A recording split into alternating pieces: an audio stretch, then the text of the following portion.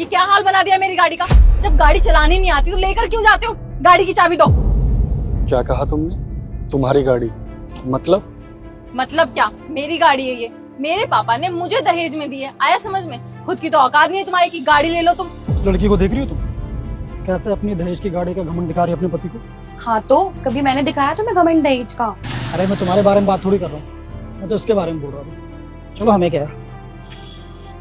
एक तो गाड़ी संभालनी नहीं आती, मेरी गाड़ी का बुरा हाल और बना दिया।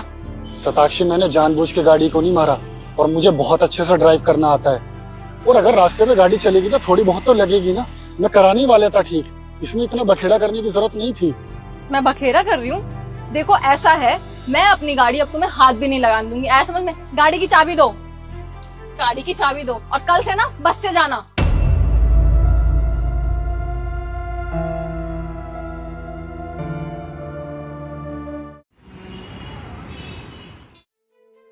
ओ हेलो, क्या कर रही हो ये तुम? अरे दिवाली खत्म हो गई इसलिए लड़ियां निकाल रहा हूँ। क्या हुआ? तुम दिमाग से थोड़े पैदल हो क्या? डायरेक्ट सोफे पे क्यों चढ़ गए? मेरा सारा सोफा गंदा कर दिया। तुम्हें पता भी है मेरे पापा ने कितना महंगा सोफा दिया था, पूरे 50,000 का सोफा है ये। अरे सताक्षी, अगर गंदा हो जाएगा तो साफ भी हो जाएगा, इसमें इतना ओवर रिएक्ट करने की क्या जरूरत है? मैं ओवर रिएक्ट कर रही हूँ? घर में टेबल कुर्सी है ना, उस पे चढ़ के कर लेते, सोफे पे क्यों चढ़े? अरे मेरे हाथ में चोट लगी हुई है, अगर कुर्सी टेबल यहाँ पे रखूंगा तो मैं गिर भी सकता था, इसलिए डायरेक्ट चढ़ के उतार दिया। मुझे कुछ नहीं पता, सत्यानाश कर दिया मेरे सोफे का। ऐसे नीचे उतरो, अभी नीचे उतरो और पूरा साफ करो जब तक ये चमक न जाए। आया समझ में?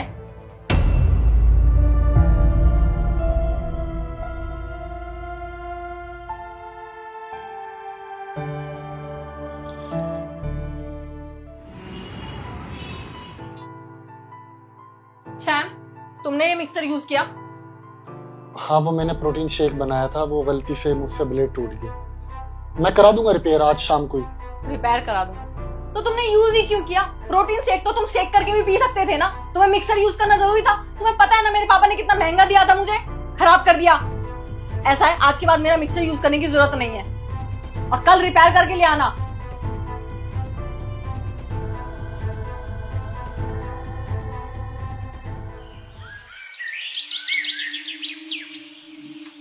हेलो मैम, मैं मूवर एंड पैकर्स की तरफ से आया हूँ, आपका सामान शिफ्ट कराना था।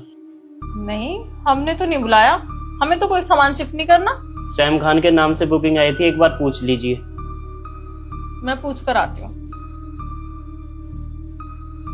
सैम, कोई मूवर एंड पैकर्स की तरफ से आया है, तुमने बुलाया है? हाँ, मैंने बुलाया था। वो एक्चुअली क्या है ना कि जितना भी तुम्हारा सामान आया हुआ है ना इस घर में, मतलब मुझे दहेज मिला था, तो वो सब तुम्हारे घर जाएगा। मेरा सामान मेरे घर जाएगा? पर क्यों? क्यों बिजवान है? तुम भूल गए? तुम हमेशा अपने सामान का मुझे एहसान दिखाते रहते हो, तो ये घर तो मेरा है ना, क्योंकि सारा सामान तो तुम्हारा ही है। वो मिक्सर, ये सोफा, ये बेड और हाँ सामने जो डाइनिंग टेबल रखी हुई है और वो भी, तो वो सब तुम्हारे घर जाएगा। क्योंकि मैं अपने घर में सिर्फ अपना सामान चाहता हूँ, जो कि मैंने ऑर्डर कर दिया है। आज रात तक आ जाएगा, जो सिर्फ मेरा नहीं बल्कि हम दोनों का सामान रहेगा। नहीं, तुम गलत समझ रहे हो सैम, वो तुम बस मैंने ऐसे ही बोल दिया था। साक्षी, मैं क्या गलत समझ रहा हूँ? तो हमेशा मुझे एहसान दिखाते रहते हो, कभी गाड़ी का, कभी सोफे का, कभी किसी चीज का, कभी किसी चीज का। अरे मैं इस घर में किराएदार नहीं हूँ, मैं तुम्हारा पति हूँ। जितना हक तुम्हारा है इस घर में उतना ही हक मेरा भी है। और तुम हमेशा मुझे चीजों का एहसान दिखाते रहते हो, मुझे छोटा फील कराते रहते हो। और रही गाड़ी की बात, तो कभी मैं तुम्हारी गाड़ी को भी हाथ नहीं लगाऊंगा, समझे? सैम ऐसा नहीं है,